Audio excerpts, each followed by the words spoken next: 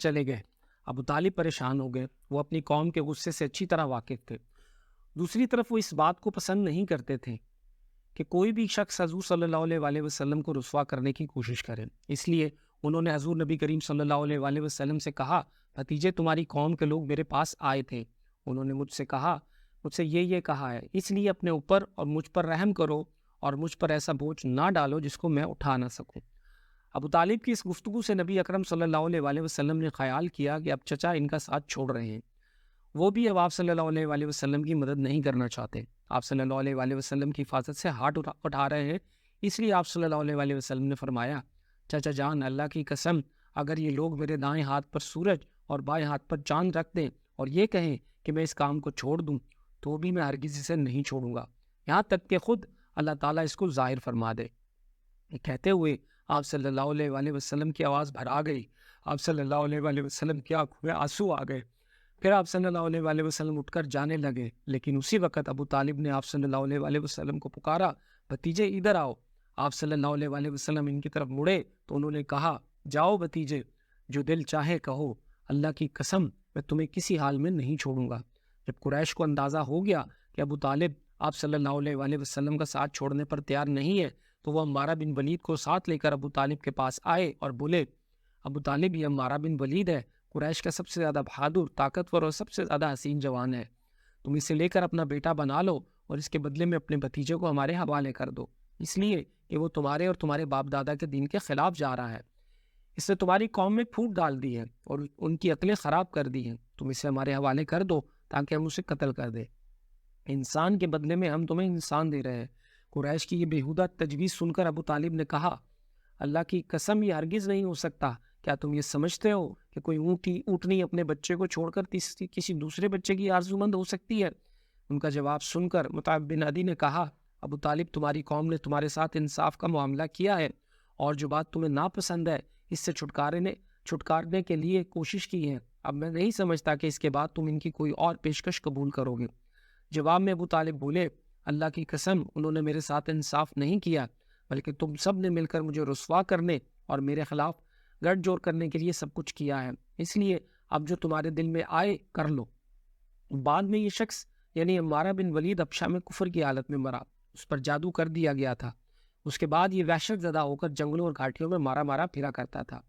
اسی طرح دوسرا شخص مطعم بن عدی بھی کفر کی حالت میں مرا۔ غرض جب ابو طالب نے قریش کی یہ پیشکش بھی ٹھکرا دی تو معاملہ بے حد سنگین ہو گیا۔ دوسری طرف ابو طالب نے قریش کے خطرناک ارادوں کو بھانپ لیا، انہوں نے بنی ہاشم اور بنی عبد المطلب کو بلایا، ان سے درخواست کی کہ سب مل کر آپ صلی اللہ علیہ وآلہ وسلم کی حفاظت کریں، آپ صلی اللہ علیہ وآلہ وسلم کا بچاؤ کریں۔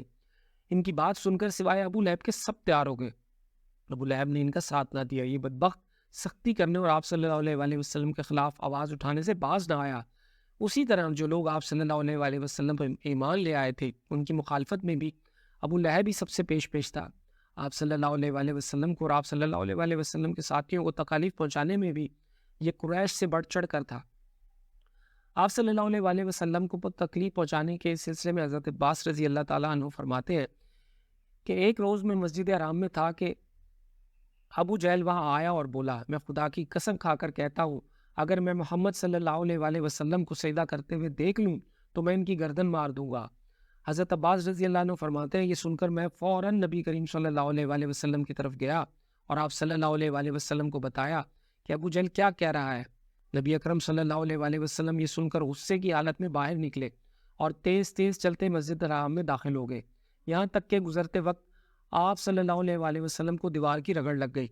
اس وقت آپ صلی اللہ علیہ وآلہ وسلم سورۃ العلق کی آیت 1-2 پڑھ رہے تھے۔ ترجمہ: اے پیغمبر، آپ صلی اللہ علیہ وآلہ وسلم اپنے رب کا نام لے کر قرآن پڑھا کیجئے، وہ جس نے مخلوقات کو پیدا کیا، جس نے انہیں خون کے لوتھڑے سے پیدا کیا۔ تلاوت کرتے ہوئے آپ صلی اللہ علیہ وآلہ وسلم اس سورت کی آیت 6 تک پہنچ گئے۔ ترجمہ: سچ مچ بے شک کافر آدمی حد سے نکل جاتا ہے، یہاں تک کہ آپ صلی اللہ علیہ وآلہ وسلم سورت کا آخری حصہ پڑھا جہاں سجدے کی آیت ہے اور اس کے ساتھ ہی آپ صلی اللہ علیہ وآلہ وسلم سجدے میں گر گئے۔ اسی وقت کسی نے ابو جہل سے کہا، اے ابو حکم، یہ محمد صلی اللہ علیہ وآلہ وسلم سجدے میں پڑے ہیں۔ یہ سنتے ہی ابو جہل فوراً آپ صلی اللہ علیہ وآلہ وسلم کی طرف بڑھا، آپ صلی اللہ علیہ وآلہ وسلم کے نزدیک پہنچا، لیکن پھر اچانک واپس آ گیا۔ لوگوں نے حیران ہو کر پوچھا ابوالحکم کیا ہوا؟ جواب میں اس نے اور زیادہ حیران ہو کر کہا جو میں دیکھ رہا ہوں کیا تمہیں وہ نظر نہیں آ رہا؟ اس کی بات سن کر لوگ اور زیادہ حیران ہوئے اور بولے تمہیں کیا نظر آ رہا ہے ابوالحکم؟ اس پر ابو جہل نے کہا مجھے اپنے اور ان کے درمیان آپ کی خندق نظر آ رہی ہے۔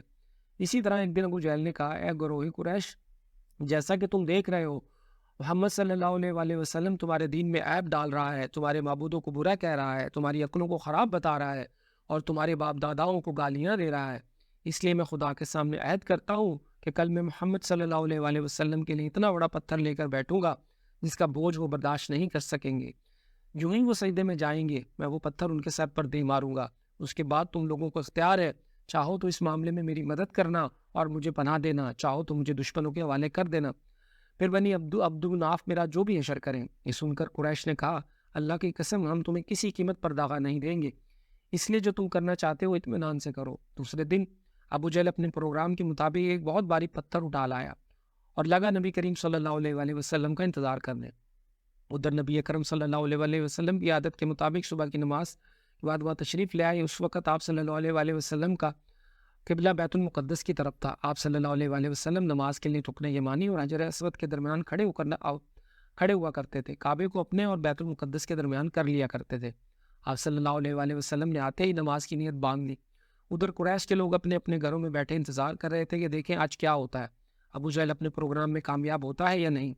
پھر جو ہی آپ صلی اللہ علیہ وآلہ وسلم سجدے میں گئے، ابو جہل نے پتھر اٹھایا اور آپ صلی اللہ علیہ وآلہ وسلم کی طرف بڑھا۔ جیسے ہی وہ آپ صلی اللہ علیہ وآلہ وسلم کے نزدیک ہوا، ایک دم اس پر لرزہ طاری ہو گیا، چہرے کا رنگ اڑ گیا، گھبراہٹ کے عالم میں وہاں سے پیچھے ہٹ آیا۔ ادھر پتھر پر اس کے ہاتھ اس طرح جم گئے کہ اس نے چاہا ہاتھ اس پر سے ہٹا لے لیکن ہٹا نہ سکا۔ قریش کے لوگ فوراً اس کے گرد جمع ہو گئے اور بولے ابوالحکم کیا ہوا؟ اس نے جواب دیا میں نے رات کو تم سے جو کہا تھا اس کو پورا کرنے کے لیے میں محمد صلی اللہ علیہ وآلہ وسلم کی طرف بڑھا، مگر جیسے ہی ان کے قریب پہنچا ایک جوان اونٹ میرے راستے میں آ گیا۔ میں نے اس جیسا زبردست اونٹ آج تک نہیں دیکھا تھا۔ وہ ایک دم میری طرح بڑھا جیسے مجھے کھا جائے گا۔ جب اس واقعے کا ذکر نبی اکرم صلی اللہ علیہ وآلہ وسلم سے کیا گیا تو آپ صلی اللہ علیہ وآلہ وسلم نے فرمایا وہ جبرائیل علیہ السلام تھے، اگر وہ میرے نزدیک آتا تو وہ ضرور اسے پکڑ لیتے۔